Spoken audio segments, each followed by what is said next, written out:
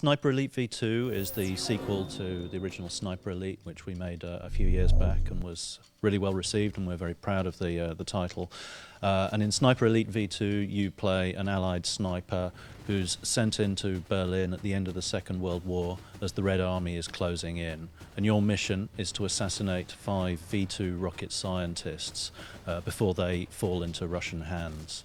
And as you go about your grim task, you find out that one of the scientists actually wants to defect to the Allies, and so part of your mission is to try and rescue him. But along the way, you also unfortunately discover that the Russians have already captured some of the V2 rockets, so you've got your work cut out.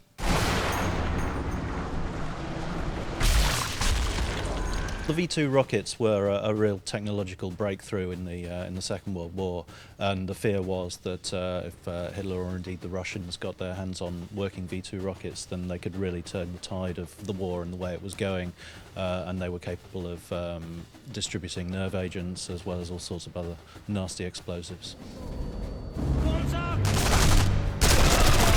In Sniper Elite V2, we've got extensive cooperative play for 2 players over the internet. You can play the entire campaign, all the campaign missions in cooperative modes. And you can also, we've got 3 other modes in addition. We've got an Overwatch mode in which one of you is the sniper and the other is a spotter. So one of you is having to cover the other as they go about their mission on the ground. We've got Kill Tally, which is kind of like a horde mode where you're having to survive for as long as you can, a pair of snipers against oncoming waves of enemies. And we've got Bombing Run, in which you have to pick up various bits of equipment from around the map to repair your escape vehicle, which forces you into a little bit more close quarters combat than in the rest of the game. And it's definitely a fun mission to take out in cooperative mode. Erster drüben! Du wirst... You may wonder who would want to play as the spotter, but it really delivers a really kind of fun cooperative experience. It really sort of makes you rely on your teammate, and there is something really satisfying about like using your binoculars to mark your target, and then for your companion to like fire that shot from somewhere else in the level and just see that target just taken down. It's actually a lot more empowering than you might think. Angefallen! In the Overwatch map we saw today, we had the sniper who's in an upper story building overlooking a square, which the spotter has to make his way around. Now the spotter is equipped with machine gun and grenades, but the binoculars to mark out his targets for the sniper to be able to take out as well. And he is very reliant on the sniper to cover his tracks and keep him alive.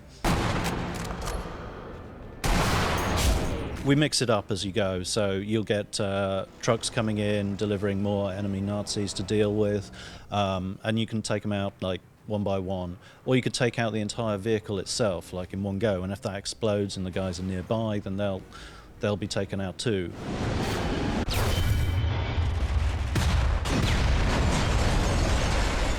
In an Overwatch mission, there's all sorts of cool stuff that can happen. One of my favourite moments is when the sniper actually takes out the grenade on an enemy's belt, and he can go flying through the air. And if you're lucky, take out other enemies at the same time. There's something really kind of empowering about being able to take out a machine gunner who's really threatening the spotter on the ground.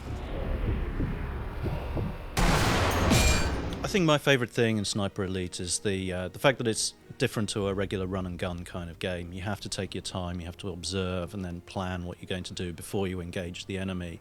And there's something really satisfying about, executing on that plan rather than just sort of running in and shooting down the bad guys as they pop out from behind cover as you do in a lot of other games. It makes it feel that much more authentic, and it makes every shot you take that much more meaningful.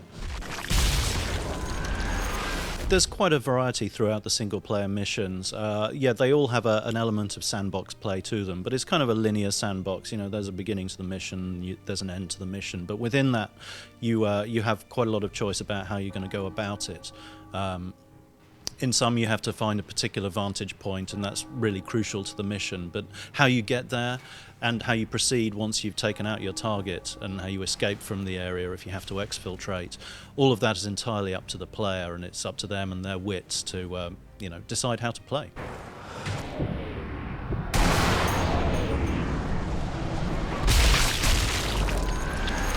Sniper Elite V2 is coming out in early May on 360, PS3 and PC.